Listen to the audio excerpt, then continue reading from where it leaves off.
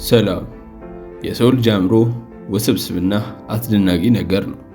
አስገራሚ ተግባራቶችን ወይም ስራዎችን መስራት የሚችልና በዛውም ልክ ግን የራሱን ጠላት ሊሆን ይችላል።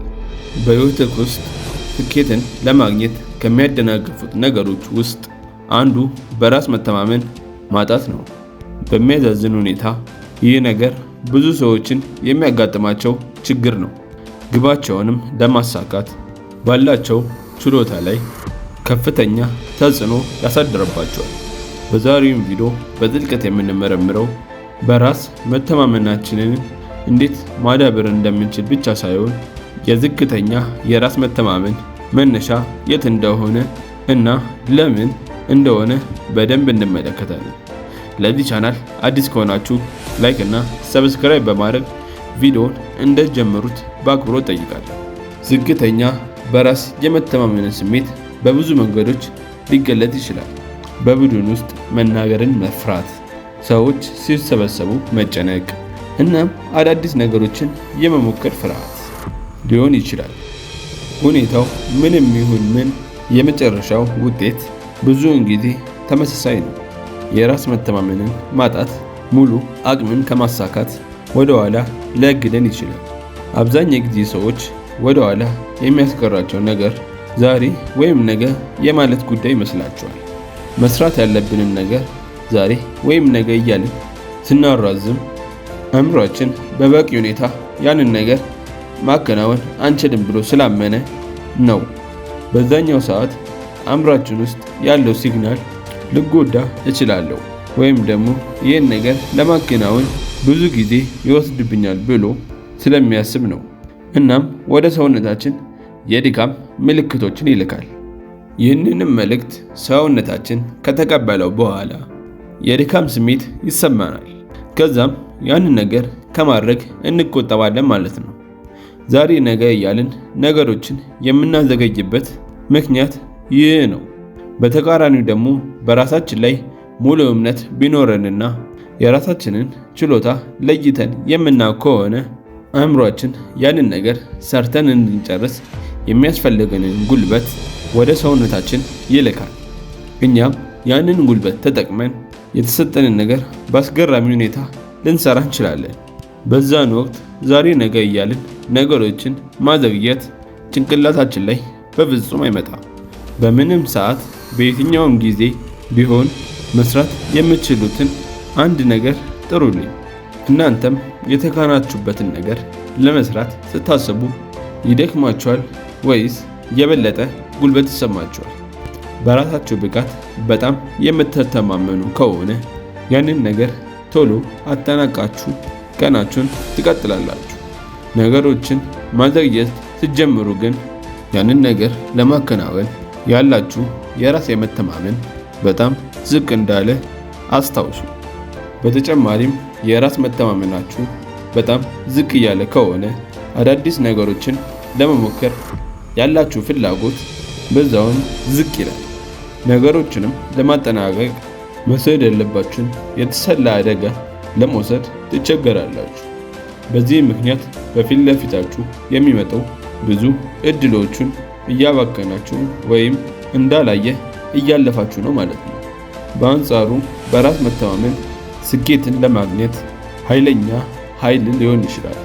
በራሳችሁ ስታምኑ ብዙ አደጋዎችን ለመጋፈጥ ዝግጁ ትሆናላችሁ።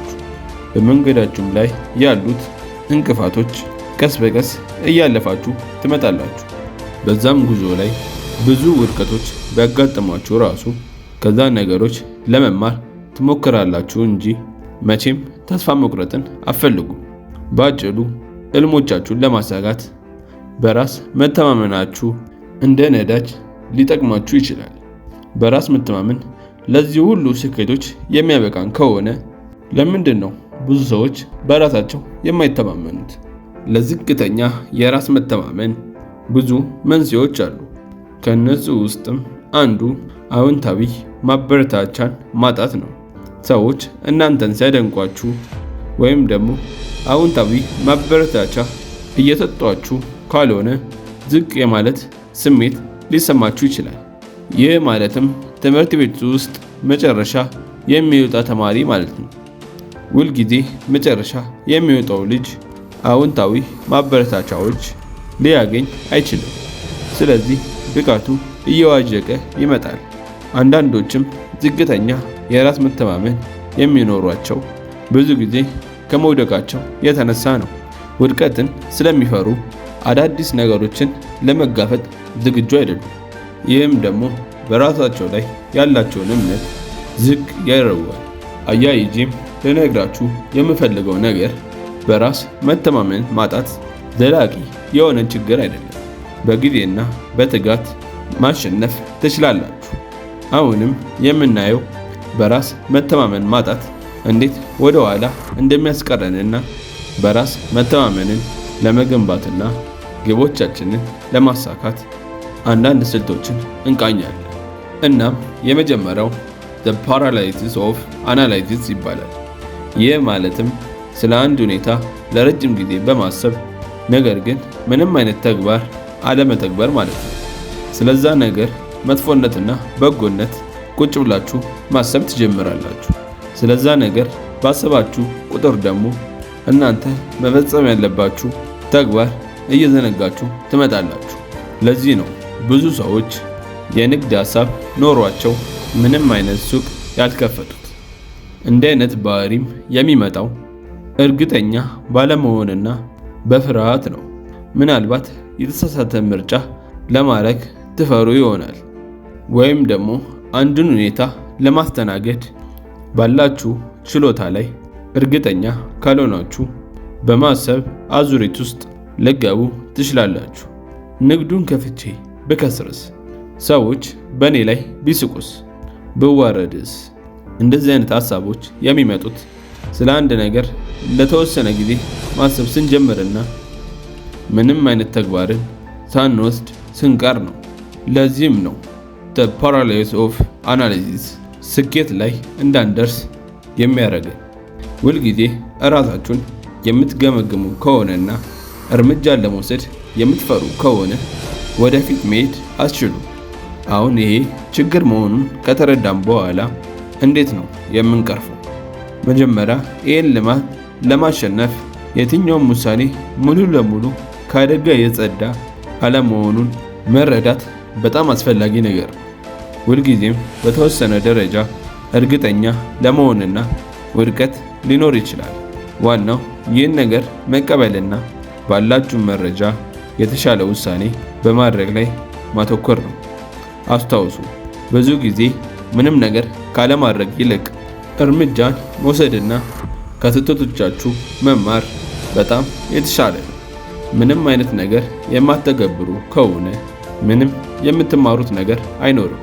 ነገር ግን ውሳኔያችሁን ቶሎ ወስናችሁ ወደ ተግባር ስገቡ ወይ ወደ ስኬት ትሄዳላችሁ፣ ካልሆነም ተወድቁና ከስህተታችሁ ትማራላችሁ። እዚህ ውሳኔ ላይ እንድትደርሱ የሚረዳችሁን አንድ ሚስጥር ልንገራችሁ። አንድ ትልቅ ውሳኔን ከመወሰናችሁ በፊት ይህ ነገር ባይሳካ ላጣው የምችለው ነገር ምንድን ነው ብላችሁ አስቡ። አሁን ለምሳሌ ንግድ ለመጀመር አስባችሁ እራሳችሁ ይህንን ጥያቄ ብትጠይቁት በንግድ ዓለም ውስጥ ብትከስሩ ልታጡት የምትችሉት ጊዜያችሁን፣ ገንዘባችሁንና ልፋታችሁን ወይም ድካማችሁን ነው። ስለዚህ እነዚህን ነገሮች እንዳይከሰቱ ከመጀመሪያው አስቀድማችሁ ማቀድ ትጀምራላችሁ ማለት ነው። እንዲህ በማድረግ የውድቀት እድላችሁን እየቀነሳችሁ ትመጣላችሁ። በዛውም ልክ የራስ መተማመናችሁ ከፍ ይላል። ይህ ቪዲዮ በጣም እንደተመቻችሁ እና እንደሚጠቅማችሁ ተስፋ አደርጋለሁ። በሌላ ቪዲዮ እስከምንመለስ ድረስ ይህን ቻናል ላይክ እና ሰብስክራይብ በማድረግ የዚህ ቻናል ቤተሰብ ይሁኑ። እናመሰግናለን።